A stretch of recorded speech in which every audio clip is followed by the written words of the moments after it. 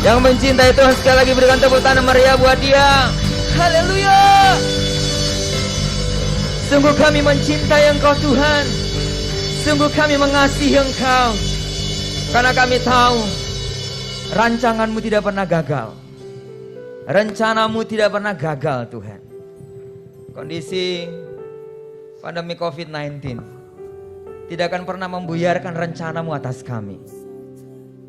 Tidak akan membuat rencana-Mu gagal atas kami. Justru dalam kondisi ini Tuhan, kami percaya Engkau sedang membuktikan sesuatu bagi kami. Kalau Engkau Allah Immanuel, Allah yang tidak pernah meninggalkan kami. Karena itu Tuhan, izinkan kami untuk berkata seperti pujian kami malam hari ini. Kalau kami sangat mencintai Tuhan, ajar kami terus meneduhkan hati kami untuk kami tunduk pada otoritas Tuhan. Untuk kami mengiyakan segala sesuatu yang terjadi atas kami. Semuanya atas pengetahuan Tuhan. Dan kami tahu di sana Engkau ada untuk mendatangkan kebaikan bagi kami. Secara khusus kami sebagai orang-orang muda, kalau hari ini kami ada bagaimana kami ada. Kami sehat, kami kuat, seperti kerinduan banyak orang mungkin Tuhan. Oleh karena keterbatasan, oleh karena kondisi pandemi yang saat ini sedang terjadi, mereka tidak dapat ada di rumah ibadah.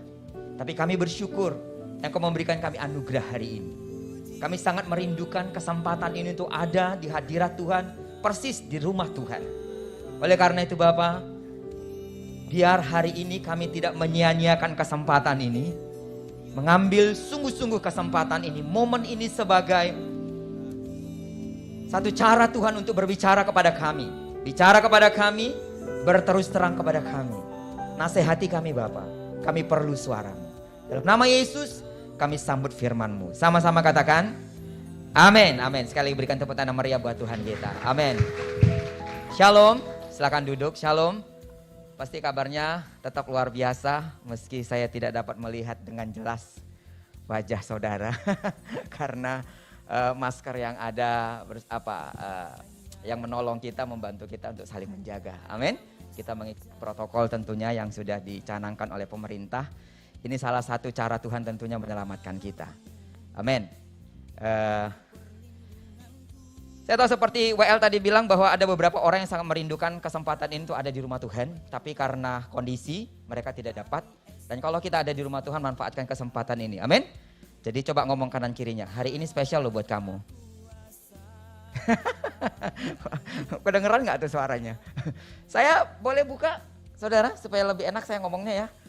Rasanya kalau khotbah itu aduh, Tuhan tolong kita semua. Amin. Tuhan tolong kita semua. Haleluya.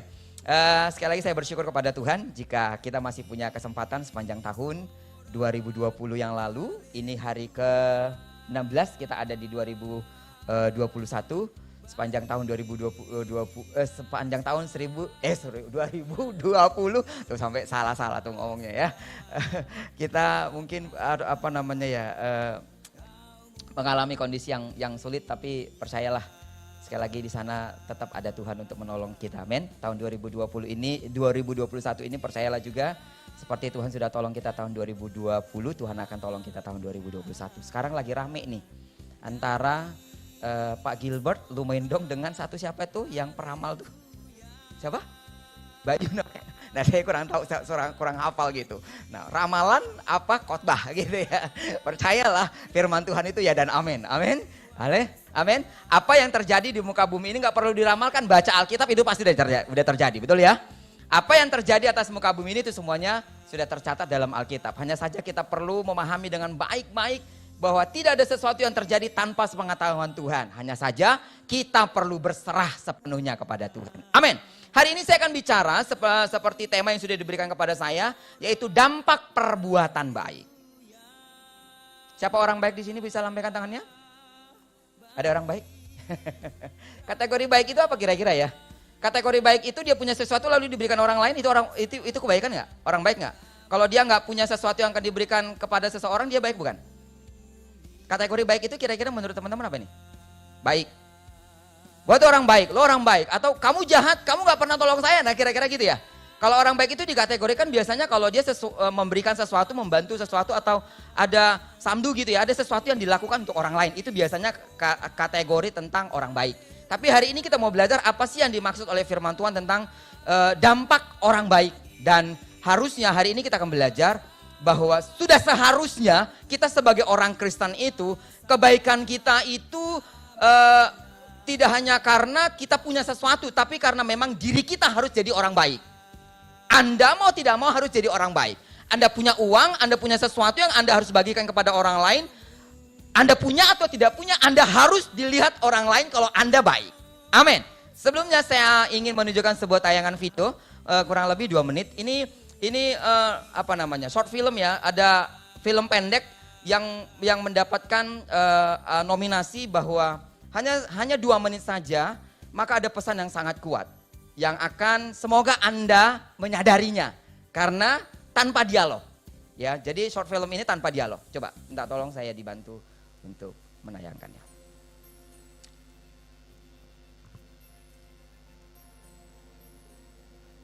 Bisa berikan tepuk tangan untuk tim Mulmed kita. Semangat. Oke, semangat. Salam sehat untuk tim Mulmed kita. Haleluya. Semoga tidak ada kendala ya.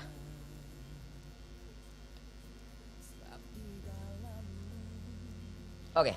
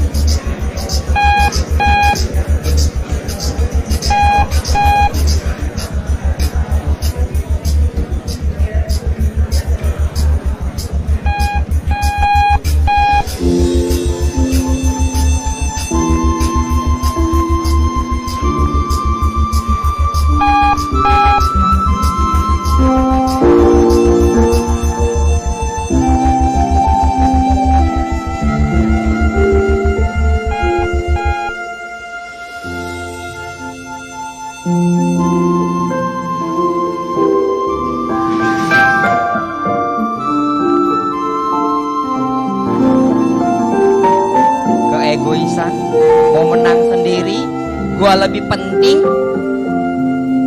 ya kan? Ketika lift ini overload, tidak ada seorang pun yang bergerak, teman-teman.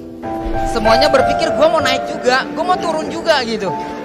Padahal udah bunyi dari tadi, udah overload, udah nggak bisa naik lagi, atau nggak bisa naik, nggak bisa turun juga. Semua orang diem aja karena mereka berpikir gua tadi udah duluan lo naiknya, ngerti nggak? Aku tuh paling penting di sini. Gue udah telat nih. Nah kira-kira gitu. Enak aja lu baru buru-buru datang diam aja di situ. Lu dong yang pergi. Tapi akhirnya apa yang terjadi? Ada seorang hanya sedikit saja mengalah. Dan yang mengalah itu adalah orang yang tentunya kita lihat tadi tampilannya. Orang yang tidak sempurna. Ternyata perbuatan baik itu tidak dituntut sebuah kesempurnaan. Hanya hati yang mau saja. Betul ya? Hanya hati kita kalau mau saja Anda pasti jadi berkat. Dan tentunya Tuhan memang memanggil kita untuk jadi berkat. Coba minta tolong saya dibantu untuk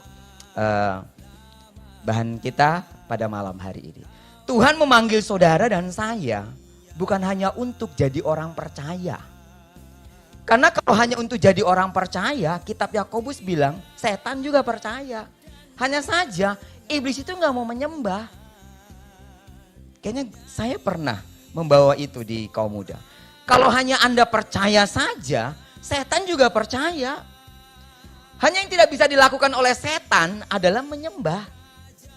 Dan salah satu sikap orang menyembah adalah perbuatan baik, teman-teman.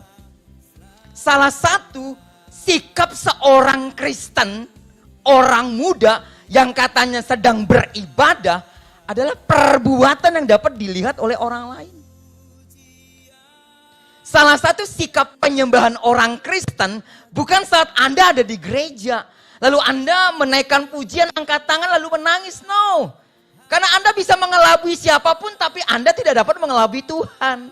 Karena yang dilihat Tuhan itu hatimu. Di mana hatimu berada, di mana hartamu berada, hatimu pasti berada di situ. Kalau engkau cinta sama Tuhan, tindakanmu akan mencerminkan kecintaanmu dengan Tuhan. Allah di dalam Yesus menunjukkan pribadi yang begitu baik. Dan seharusnya perbuatan atau cinta yang ada pada Kristus itu harusnya ada pada kita. Sudah bisa tolong dibantu saya? Teman-teman yang saya kasih di dalam nama Yesus, dampak perbuatan baik sudah seharusnya kekristenan itu memiliki nilai moral melebihi orang secara umum. Kalau Anda lihat ada orang yang tidak percaya Kristus itu orangnya baik, Anda harus lebih baik dari dia. Kalau kamu punya teman kampus yang begitu care, yang begitu perhatian, Anda harus lebih dari dia. Kenapa? Karena kita ini buatan Allah, Efesus 2 ayat 10. Anda dan saya adalah buatan Allah diciptakan dalam apa saudara? Dalam Kristus Yesus untuk melakukan apa? Pekerjaan baik. Anda tidak hanya cukup Yesus, masuklah ke dalam diriku menjadi Tuhan dan Juru Selamatku. Dan aku percaya keselamatan, sorga tuh jadi bagianku. Anda tidak cukup sampai di situ. Anda diciptakan di dalam Kristus hanya untuk melakukan pekerjaan baik. Coba ngomong sama-sama, katakan, pekerjaan baik. Kita itu buatan Allah, Anda, saya, orang-orang muda. Engkau tuh buatan Allah, produknya Tuhan. Dan apa yang dirancang Tuhan bagi dirimu semenjak kita dalam rahim ibu kita adalah untuk sebuah perbuatan baik, pekerjaan baik. Yang dipersiapkan Allah sebelumnya. Ia mau, apa saudara? Apa? Ia mau supaya kita hidup di dalamnya. Kehendak Tuhan, lu gak jadi WL doang. Kehendak Tuhan, kamu gak cuma jadi pemain musik doang di gereja. Kehendak Tuhan, kamu tidak hanya jadi seorang pelayan di gereja. Kehendak Tuhan 24 jam setiap detik hembusan nafas hidupmu ada melakukan pekerjaan hidup di dalamnya itu apa? Pekerjaan baik. Yang jadi persoalannya sebenarnya dampak pekerjaan baik kita. Kenapa Tuhan mau kita hidup di dalam pekerjaan baik? Kenapa Tuhan mau anak-anak muda di sini hidup dalam perbuatan baik? Yang pertama, lanjut ya. Yang pertama, kenapa kita? Dampak perbuatan baik seorang Kristen itu apa? Perbuatan baik selalu jadi pintu untuk diri kita sendiri. Katakan amin. Perbuatan baik itu selalu menjadi pintu untuk diri kita sendiri. Pintunya tentunya bukan pintu yang tertutup, tapi pintu yang terbuka. Terbuka untuk apa? Dikatakan begini, janganlah kita jemu-jemu berbuat baik, karena apabila sudah datang waktunya, kita akan menuai. Apabila sudah datang waktunya, kita akan menuai jika kita tidak menjadi lemah. Kenapa sih harus ditambahkan tuh jika kita tidak menjadi lemah? Karena kadang-kadang memang kita lemah. Orang kita berbuat baik pada orang, dia nggak balas kebaikan buat kita. Air susu dibalas air tuba. Betul ya? Itu sebabnya kitab Efesus ini mengingatkan kita, kalau kita berbuat baik, lo jangan berharap orang itu berbuat baik sama lo. Karena kadang-kadang ketika kita berbuat baik sama orang, orang itu justru membalaskan sesuatu yang jahat buat kita. Anda tidak akan menikmati apa-apa dari perbuatan baik yang telah Anda lakukan itu. Itu sebabnya dikatakan kita harus selalu berbuat baik. Anda terima balik atau tidak, Anda harus selalu berbuat baik. Karena kenapa tadi? Anda diciptakan untuk sebuah pekerjaan baik. Dampak yang pertama, luar biasanya dikatakan, kalau kita berbuat baik, itu menjadi pintu di mana kita akan menuai jika tiba waktunya. Yang jadi persoalannya kan kita nggak tahu tiba waktunya itu kapan. Itu sebabnya kita perlu Roh Kudus di dalam diri kita. Karena hanya ketika Roh Kudus ada di dalam diri kita, tampar pipi kiri, kita kasih pipi kanan. Kalau nggak ada Roh Kudus, Anda harus balas. Tapi kalau ada Roh Kudus, Anda bisa, Tuhan ampuni dia. Tapi kalau nggak ada Roh Kudus, awas lo ya. Itu saudara. Dampak perbuatan baik itu adalah Anda pasti mendapatkan kebaikan selanjutnya. Jangan pernah jemu-jemu berbuat baik. Anda mungkin sekarang bilang begini, Bang Joner, saya itu selalu berbuat baik. Tapi kok saya melihat orang-orang yang saya bantu itu nggak pernah melakukan sesuatu buat saya. Hei, jangan pikir kamu akan menuai dari dia. Tuhan akan buka jalan dari cara yang lain. Amin. Kadang-kadang kita berpikir bahwa pintunya itu ini loh. Pintunya itu seperti yang saya mau. Dia pasti berbuat kebaikan sama saya. Saya kasih kamu pertolongan sekarang, entar lo bantu gua lagi ya. Kita pikir pintunya dia, tapi Tuhan bisa buka pintu yang lain. Orang yang Anda tidak pernah tegur, orang yang Anda tidak pernah sapa, orang yang Anda mungkin tidak pernah kenal, dia akan bisa lakukan sesuatu buat Anda karena memang itu kalau sudah waktunya. Hanya saja memang kita perlu keteguhan hati untuk selalu berbuat baik. Kalau Anda dilahirkan dari Kristus, Anda bisa berbuat baik. Anda tuai atau tidak tuai sekarang, Anda pasti bisa melakukannya. Karena kenapa? Karena gennya Allah ada padamu. Tuhan menciptakan engkau. Tuhan merancang sesuatu di dalam dirimu. Yaitu apa? Anda pasti bisa melakukan pekerjaan baik. Yang jadi persoalannya, lo mau kagak? Itu aja. Seperti tadi, ilustrasi tadi. Hanya untuk mengalah sedikit saja, orang bisa naik atau turun. Itu saja yang diperlukan. Tapi kadang-kadang kita terlalu egois. Gua tuh lebih penting. Gua tuh pernah tolong lu kok gak pernah tolong saya sekarang. Gitu loh. Aku itulah orang nomor 1. Saya itu orangnya begini loh, harusnya saya dihargai sedikit dan bla bla bla bla. Kita pikir orang harus menghargai kita. Tapi perbuatan baik bukan soal orang menghargai lu apa tidak. Tapi kemauan. Mau gak? Itu saja. Tapi luar biasanya, Anda pasti mendapatkan sesuatu yang baik dari perbuatan baikmu. Satu kali ada seorang wanita bernama Dorcas. Dia adalah seorang wanita yang suka ngejahit katanya. Dalam Kisah Para Rasul. Ketika Petrus telah dibaptis oleh Roh Kudus, dipenuhi oleh Roh Kudus, dia melakukan banyak mukjizat. Nah pada saat itu ibu-ibu, para janda, pokoknya wanita-wanita yang suka dijahitin oleh Dorcas ini bajunya, tiba-tiba mendengarkan kalau Dorcas itu meninggal. Selama ini Dorcas hanya melakukan pekerjaannya saja, menjahit pakaian itu saja yang dia tahu. Tapi ketika dia meninggal, perbuatan baiknya itu punya alasan untuk membangkitkan dia dari kematian.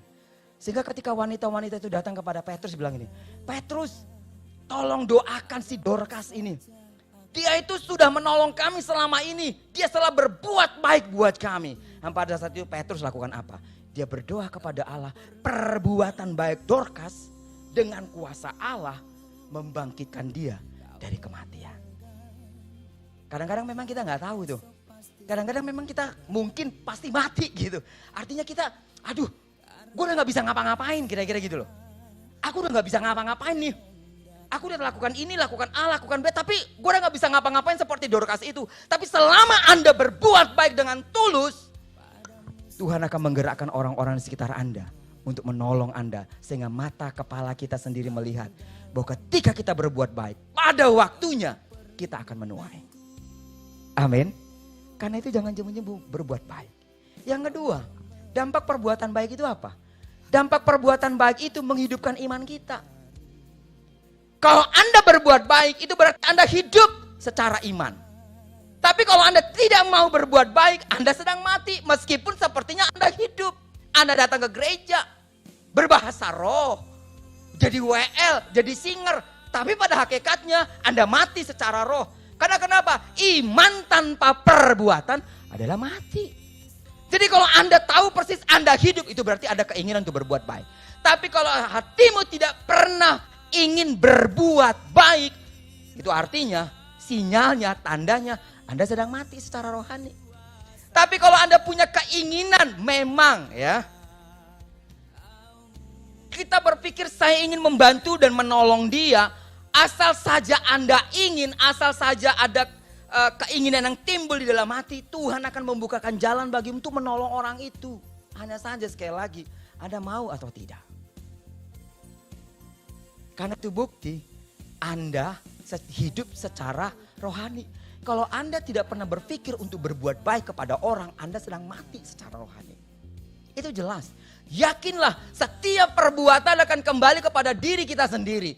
Maka fokuslah untuk berpikir baik, berkata baik, berbuat baik dan berhati baik. Itu saja. Anda cukup fokus saja kepada pikiran Anda, kepada hati Anda, kepada keinginan Anda, kepada apa sesuatu yang Anda punya untuk Anda bagikan kepada orang lain.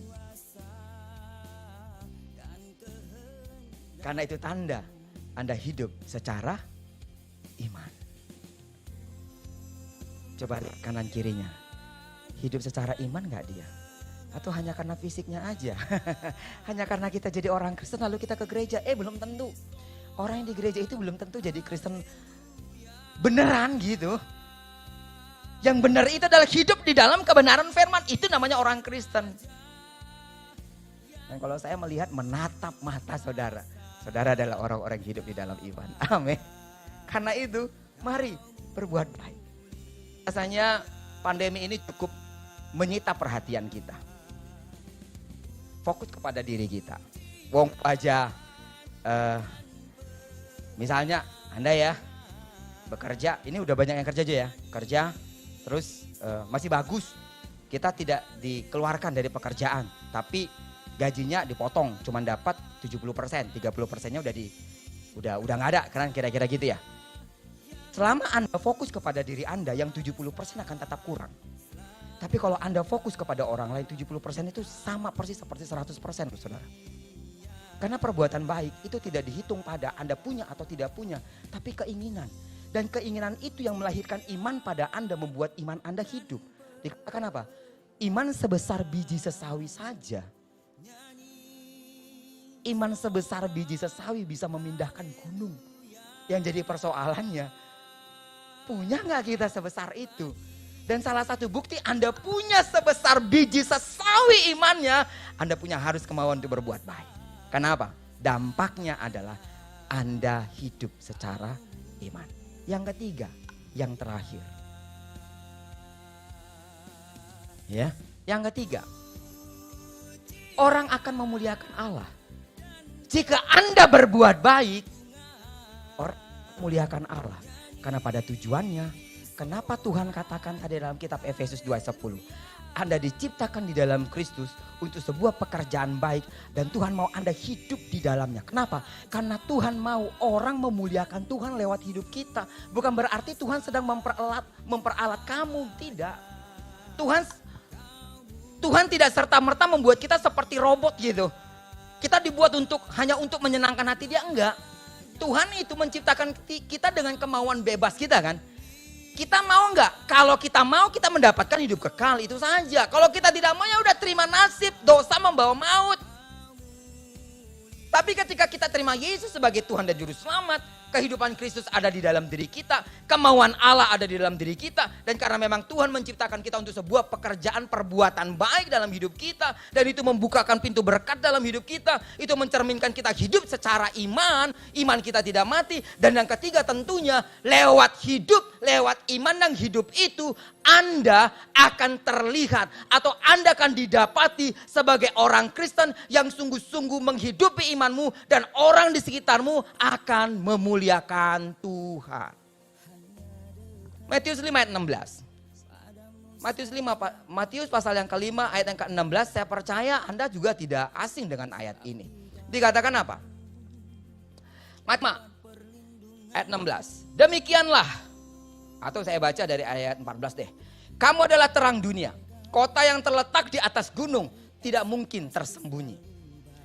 Lagi pula orang tidak menyalakan pelita lalu meletakkannya di bawah gantang, melainkan di atas kaki dian, sehingga menerangi semua orang dalam rumah itu. Demikianlah, saudara, Demikianlah hendaknya terangmu bercahaya di depan orang. Supaya apa? Supaya mereka melihat perbuatanmu yang baik dan memuliakan. Siapa saudara? Memuliakan Bapamu yang di sorga. Luar biasa kalau akhirnya perbuatan baik kita membukakan pintu buat kita untuk diberkati Tuhan. Dan itu pasti. Tapi ada hal lain yang Anda harus sadari. Bahwa perbuatan baik kita bukan untuk kemuliaan kita. Tapi perbuatan baik kita adalah orang lain akhirnya mengaku kekristenan itu real. Kekristenan itu benar. Kekristenan itu enggak cuma isapan jempol karena memang Anda mencerminkan iman Anda. Sehingga mereka bilang, wow keren ya orang jadi orang Kristen.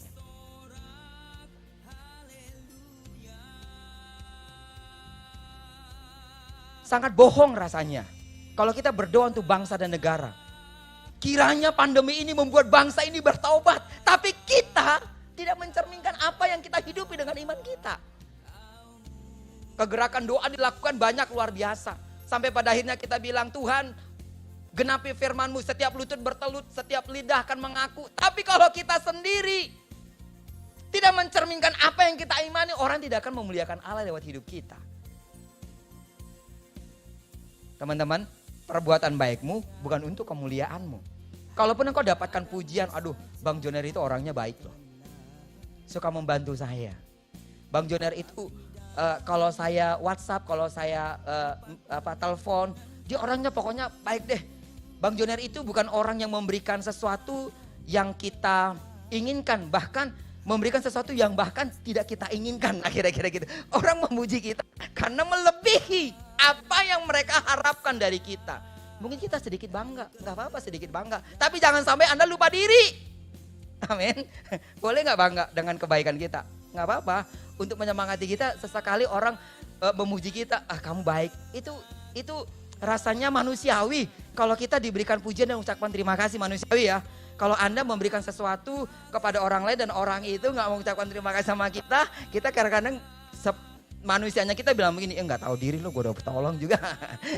Ya thank you kayak apa kayak kan gitu ya. Itu rasanya manusiawi, tapi jangan sampai karena manusiawinya kita lupa diri. Semuanya harus kita tahu hanya untuk memuliakan Allah. Arahkan semuanya orang yang memuji engkau itu untuk memuliakan Allah. Karena memang dengan perbuatan baik kita harusnya orang memuliakan Tuhan. Jika engkau ingin jadi berkat, jika doamu ingin dijawab oleh Tuhan tentang keselamatan generasimu, generasi kita. Generasimu apa generasi saya nih? Saya udah tua loh, ya kan? Untuk menyelamatkan generasi kita, ya kan ya. Salah satunya adalah berbuatlah baik. Kondisi pandemi tidak boleh mencuri seluruh perhatian kita sehingga kita tidak memperhatikan orang lain. Kondisi pandemi justru mengajar kita dalam kesederhanaan. Kita masih bisa memberi bantuan kepada orang lain. Amin. Salah satu yang paling akrab dengan kita adalah protokol kesehatan tentunya. Ya kan ya. Perhatian kita ya sebagai gereja Tuhan kita harus patuh kepada protokol pemerintah. Kita sudah pemerintah dengan PSBB yang dilakukan dengan 50% kapasitas gereja itu sangat membantu kita. Tapi jangan sampai kita lupa diri. Kita juga harus menolong pemerintah untuk memberantas yang namanya memutus mata rantai COVID-19 ini. Bagaimana caranya? Anda harus peduli dengan orang lain. Bersapa, bertutur kata dengan orang lain dengan pakai apa? Masker. Ya kan ya? Kemana-mana coba jangan ngumpul-ngumpul. Ya Bang Joner, tahun 2020 gue jomblo terus nih. Kenapa gak bisa ketemu? Gimana nih Bang Joner? Tahun 2021 masih lanjut gak nih jomblonya nih? Wah gue juga gak tahu gitu kan ya. Gue gak bisa nggak bisa TP-TP nih gitu ya. Nggak bisa apa itu namanya. Tebar pesona nih Bang Joner. Kenapa? Gue udah pakai kumis, gue pakai jambang, keren enggak ini ditutupin pakai masker? Gimana ceritanya Bang Joner? Yang cewek-cewek juga bilang, wah percuma nih gue beli lipstick 12 macam rupa. Ada hijau, coklat, biru, hitam. Orang juga nggak lihat dan tertarik apa tidak. No, nggak apa-apa. Yang penting Anda lakukan sebuah kebaikan sehingga nama Tuhan dimuliakan. Amin.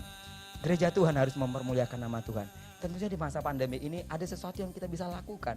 Yaitu apa? Mengikuti protokol pemerintah. Anak-anak muda, ayo coba kita kurangi hangout kita mungkin. Ataupun kalaupun kita mungkin harus hangout dengan seseorang karena membuang kebosanan kita. Mari jaga protokol kesehatan, tetap jaga jarak. Kan 3M-nya jangan lupa.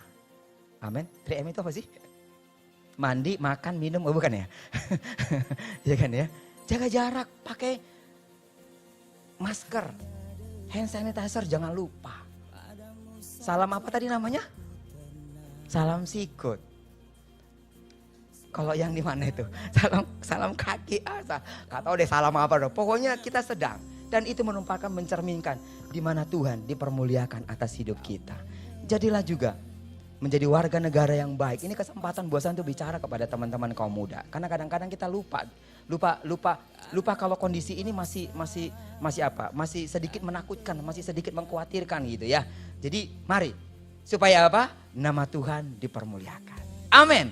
Tuhan Yesus memberkati kita. Mari kita sama-sama bangkit berdiri. Bisakah saya dibantu dengan pemain musik? Tadi saya sudah minta tolong untuk membantu saya untuk menyanyikan sebuah lagu pujian untuk kita semua. Berikan ku hati seperti hatimu, hati yang mengasihi, jiwa yang terhilang. Berikan ku mata seperti matamu, memandang jiwa yang dalam gelap. Oh, ku mau berada dalam rencananya dan melakukan perbuatannya yang besar. Memulihkan hati yang terluka, menjadi rumah bagi mereka yang lelah, membagi hidup dan milik kita bersama. Jadikan hatiku seperti hatimu, memulihkan hati yang terluka, menjadi rumah bagi mereka yang lelah, membagi hidup dan milik kita bersama. Jadikan hatiku seperti hatimu, Bapa.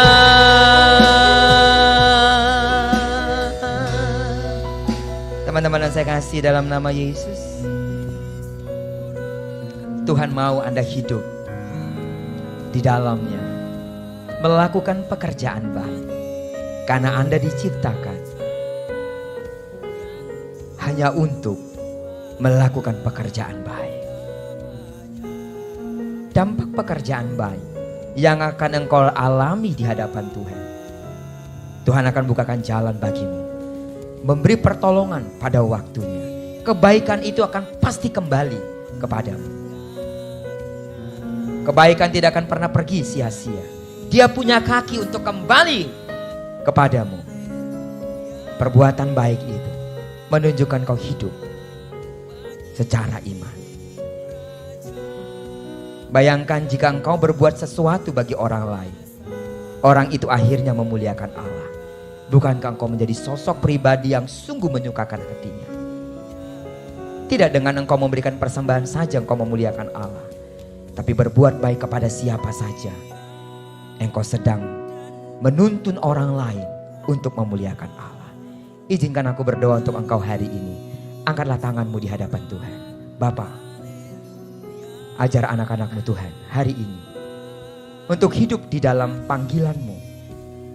Engkau menciptakan mereka hanya untuk sebuah pekerjaan baik. Tuhan, tolong mereka, kuatkan hati mereka untuk menunggu saatnya perbuatan baik itu akhirnya kembali kepada mereka. Karena perbuatan baik itu membukakan pintu berkat dalam hidup mereka. Tuhan, tidak serta-merta saat ini kami berbuat baik orang akan berbuat baik kembali kepada kami. Karena itu berikan kami kekuatan di dalam-Mu ya Roh Kudus. Tuhan tolong kami hidup di dalam iman kami dengan menyatakan perbuatan baik kami kepada orang lain. Aku berdoa supaya kiranya semuanya anak-anak-Mu yang hadir hari ini menghidupi firman-Mu, bahwa dengan mereka berbuat baik, mereka sedang mengajak orang lain untuk memuliakan Tuhan. Di dalam nama Yesus kami berdoa, haleluya. Memulihkan hati yang terluka,